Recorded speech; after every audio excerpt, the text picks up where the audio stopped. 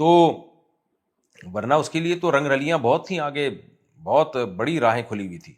تو اس لیے ان کے ساتھ محبت کا اظہار یا ایکٹروں کے ساتھ، گلوکاروں کے ساتھ ان جیسی یہ مشابہت اختیار کرنا یہ بہت برا عمل ہے.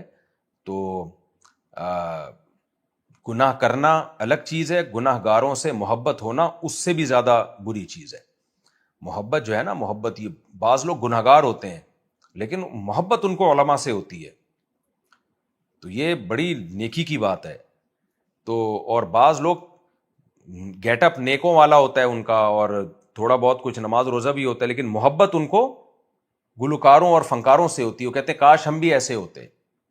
نبی صلی اللہ علیہ وسلم نے فرمایا امت کی مثال 4 طبقے کی ہے. ایک وہ جس کو دولت دی اور وہ گناہ میں استعمال کرتا ہے، یہ بھی گناہ گار ہے. اور ایک وہ غریب ہے جو کہتا ہے کہ میرے پاس دولت تو نہیں ہے لیکن کاش میں بھی ایسا ہوتا. فرمایا دونوں ایک جیسے ہیں برائی میں.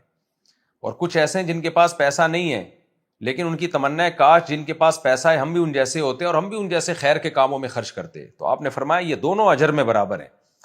تو اس لیے محبت جو ہے نا یہ ہلکا عمل نہیں ہے اسلام میں، خوب سمجھ لو. اگر آپ کو ظالموں سے محبت ہے، ایکٹروں سے محبت ہے، تو یہ اچھی بات نہیں ہے. اس سے جو ہے آپ کے ایمان کو بھی خطرہ ہے، اور قیامت میں ایسا نہ ہو کہ انہی کے ساتھ حشر ہو جائے. تو بعض لوگ کہتے ہیں کہ ہم گانے سنتے ہیں تو سنگروں سے محبت کیوں نہ کریں. تو میں ان سے کہتا ہوں بھائی گانے مت سنو، لیکن اگر سن بھی رہے ہو، گناہ کر رہے ہو، تو گناہ کو گناہ سمجھ کے تو کرو نا. چرس پی رہے ہو لیکن محبت چرسیوں سے کر رہے ہو، تو چرس پی رہے ہو تو برا سمجھ کے تو پیو کہ یار یہ محبت کے قابل نہیں ہے.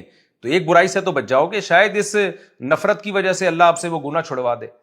تو آپ اگر گانے سن رہے ہیں، فلمیں دیکھ رہے ہیں، گناہ کر رہے ہیں، آپ اس گناہ کو گناہ تو سمجھیں نا. آپ یہ نہ بولیں کہ ان سے یہ کوئی محبت کے قابل لوگ ہیں. بولے بھائی انہوں نے تو ہمارا بھی بیڑا غرق کیا، گناہوں میں لگا دیا، تو ہم کیوں ان جیسا گیٹ اپ اختیار کریں.